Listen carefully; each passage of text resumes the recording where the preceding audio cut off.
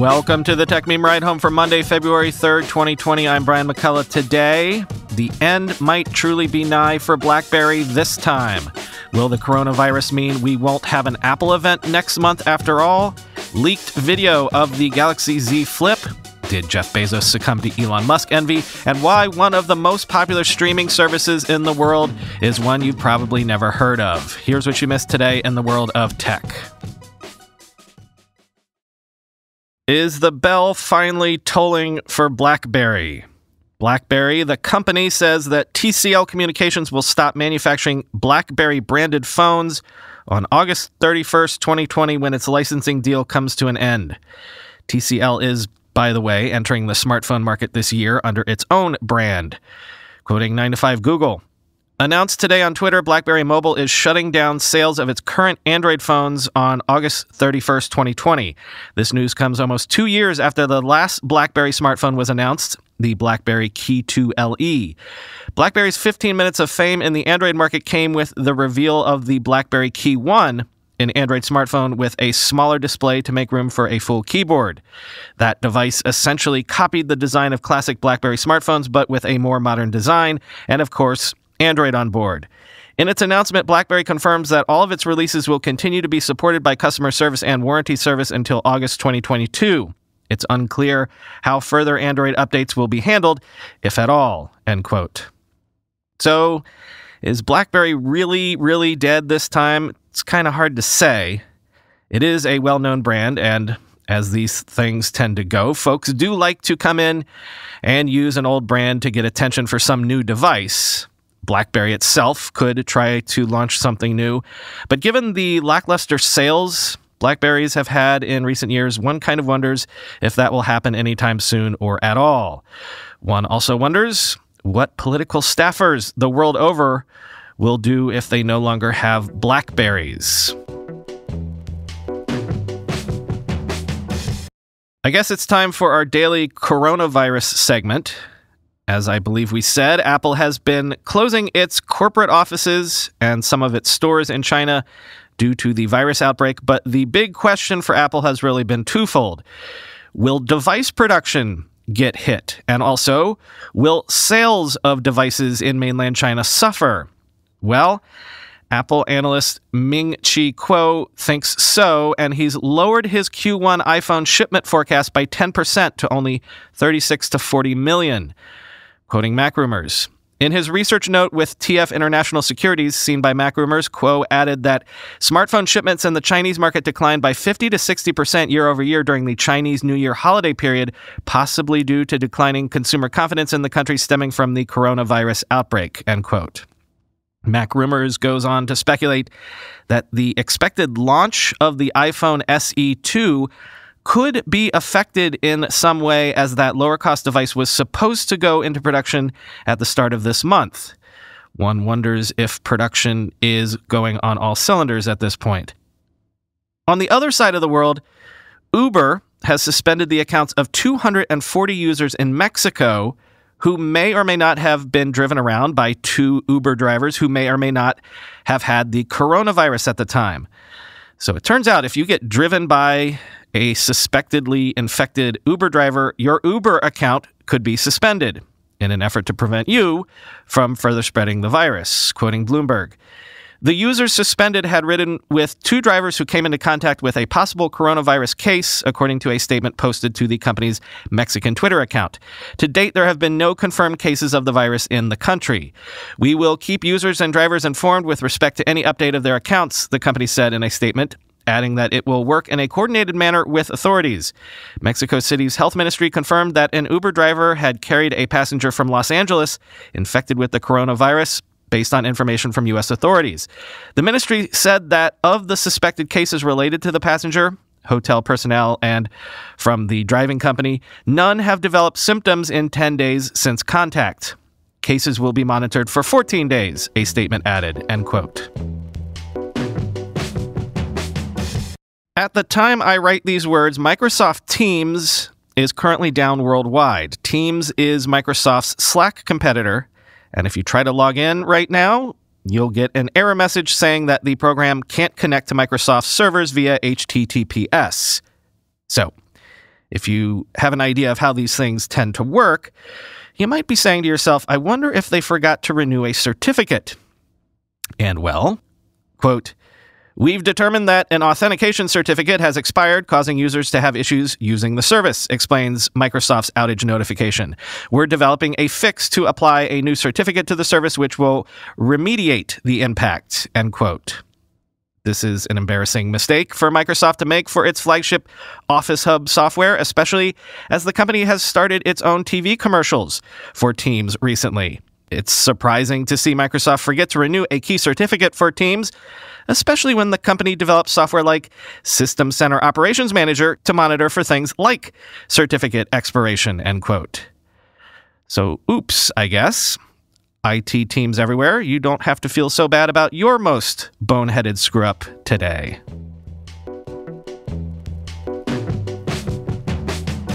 Over the weekend, we saw what purports to be a video leak of the upcoming Galaxy Z Flip phone. Click through to see the video. Quoting The Verge, the footage doesn't show a great deal more than what we've already seen in leaked photos and renders. We still can't tell whether the phone is using a new form of ultra-thin glass from Samsung, for example. But if you've been wondering how the Z Flip might work out in practice, it may well be of interest. The phone does look like it might be quite a bit easier to slip into a pocket or handbag than pretty much anything else out there, except maybe Motorola's similar upcoming Razr, end quote.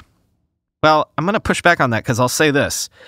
My thinking all along about this phone was, yay, more real estate freed up in my pocket. But looking at the video, this is a wide box when closed. It's chunky. Like it's sort of an enormous thing in the palm, even when folded up. And then unfolded, I mean, that thing is enormous. Way, way tall to use, especially with one hand. And the dude in the photo does seem to open it and close it one-handed, but that did not look easy at all. So, I don't know.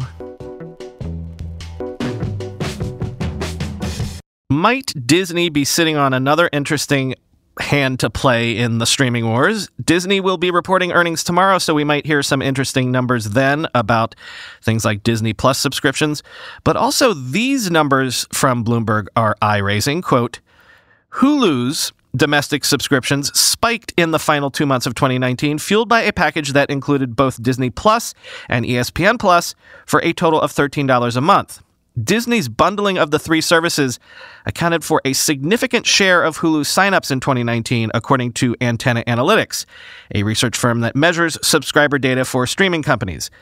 The gains helped Hulu grow twice as fast as Netflix in the U.S. last year, with the service easily surpassing 30 million total subscribers, according to people with knowledge of the numbers. In the last publicly reported numbers, Disney said Hulu had 28.5 million customers at the end of September, end quote. So might Hulu be Disney's secret weapon in the race to fully replace your TV bundle? The Disney back catalog helps with Disney Plus, and ESPN gives you sports with ESPN Plus, but Hulu can then also go a long way to replacing TV with a heck of a lot of the shows that you would expect to be able to watch when you just flip on the switch to, veg out. The problem is that super bundle pricing can't last forever. So the question would be, how many people would stick around once Hulu is priced to stand on its own 2 feet? Disney has previously said that it expects Hulu to be profitable in 3 to 4 years, and that by that point, it anticipates the service will have 60 million subscribers worldwide. Also from Bloomberg, a behind-the-scenes postmortem of the whole HQ2 fiasco for Amazon. According to sources, the whole HQ2 thing might have just been a case of Jeff Bezos being jealous of Elon Musk. Let me quote the lead to the piece. Quote, when Elon Musk secured $1.3 billion from Nevada in 2014 to open a gigantic battery plant, Jeff Bezos noticed. In meetings, the Amazon chief expressed envy for how Musk had pitted 5 Western states against one another in a bidding war for thousands of manufacturing jobs. He wondered why Amazon was okay with accepting comparatively trifling incentives. It was a theme Bezos returned to often, according to 4 people privy to his thinking. Then in 2017, an Amazon executive sent around a congratulatory email lauding his team for landing $40 million in government incentives to build a $1.5 billion air hub in Cincinnati. The paltry sum irked Bezos, the people say, and made him even more determined to try something new, end quote. Then from later in the piece, employees with experience negotiating deals around the country anticipated problems, but their red flags were ignored by those eager to please Bezos with a new playbook for a big win. Secretive and walled off from the rest of the company, according to people familiar with the situation, the HQ2 team members marinated in the headlines and hoopla and persuaded themselves Amazon would be welcomed anywhere. That blinkered assumption continues to resonate today, not least among city officials across the continent who felt manipulated by Amazon, according to people familiar with their thinking. Meanwhile, a bipartisan group of state lawmakers is considering a non-aggression pact to halt the kind of tax incentive bidding war unleashed during the HQ2 process. Quote, "This entire thing was an ego exercise that blew up in Jeff Bezos' face," says one of the people, end quote. Obviously, it did not turn out well for Amazon. This is a bit of a long read, but it's worth analyzing because if true, it's interesting to see that Amazon was consciously trying to throw its weight around. And one wonders what they learned from it becoming a fiasco.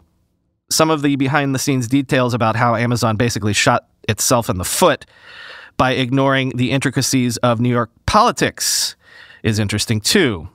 Politics might be a messy and annoying game to play, but sometimes you can't win if not only do you not play the game, but if you're openly disdainful of the fact that the game even exists.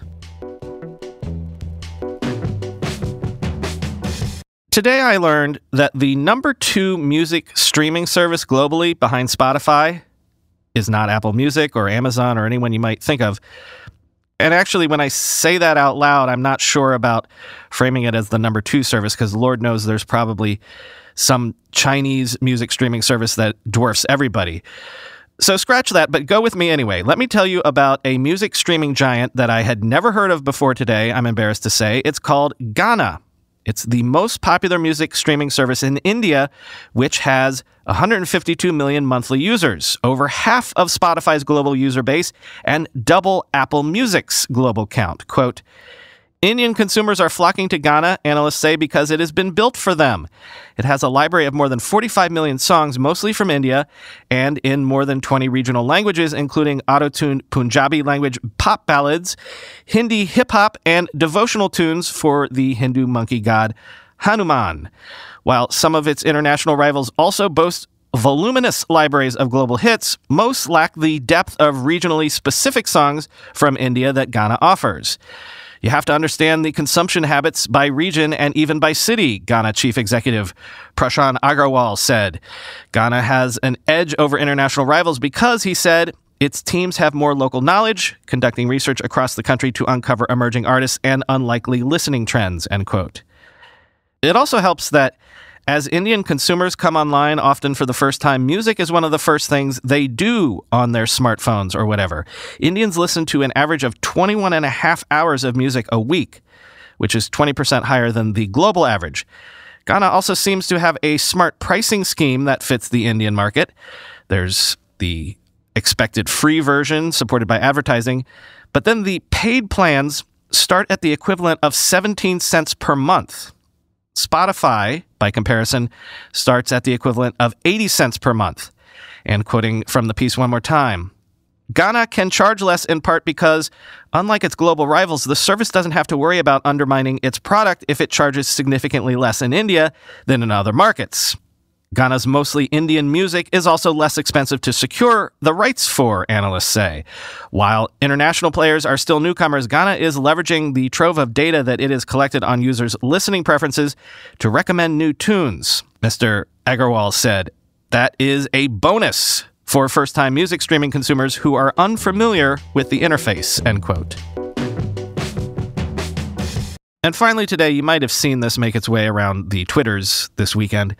But in case you didn't, you know how things like Google Maps and especially Waze use real-time data from users' phones to determine traffic flow, routing drivers around expected slowdowns? I think I've read stories on here before about how in places like LA and San Francisco, some residents of certain streets get pissed because their normally traffic-free side streets sometimes get clogged up because everybody's driving app suddenly routes people down secondary roads because there's a traffic jam on the highway or something. Well, how's this for a solution? Quoting Android Authority, artist Simon Weckert has posted a video on YouTube showing how he managed to hack Google Maps to create virtual traffic jams on the streets of Berlin. For his experiment, Weckert loaded 99 smartphones running Google Maps into a cart. He then had someone wheel the cart around various streets in Berlin, including outside the Google office. The phones apparently fooled Google Maps into thinking that there was a high concentration of users on those streets. Because the phones were in a cart, Maps was further tricked into believing that the traffic was slow-moving. As a result, the navigation app started showing virtual traffic jams by turning green streets to red. You can watch the video to see the trick in action, end quote. Now, since Weckert is an artist, and he's also being sort of mum about the technical details about how he pulled this off, if he did indeed pull this off, there is some question as to whether or not this is just a stunt. But if true, how's this for a business idea? Traffic jams as a service. Neighborhoods and residents who want to keep your streets from getting clogged up. Forget lawn mowing or paper routes. Just pay some local kid to do something like this during daylight hours. Actually, when I lived in New York City the first time in the early 2000s, since I owned my own web business at the time and thus basically worked from home, my neighbors on the Upper West Side paid me to move their cars to the opposite side of good old West 80th Street on street cleaning days. Ever since then, I've kind of wondered if dog walking can be a business in the city, why couldn't car moving be a business too? The insurance would probably be insane, but still, Manhattan blocks are long. Opposite side of the street cleaning laws alternate days. Depending on what you charged, one person could probably handle a single block at a time every day and maybe make it worth their while. Of course, the issue would be getting everybody's car keys, but 10 years from now, when I assume that most cars can be opened via smartphone app, you could, give permission to people for certain time periods. Maybe this was just an idea ahead of its time. Talk to you tomorrow.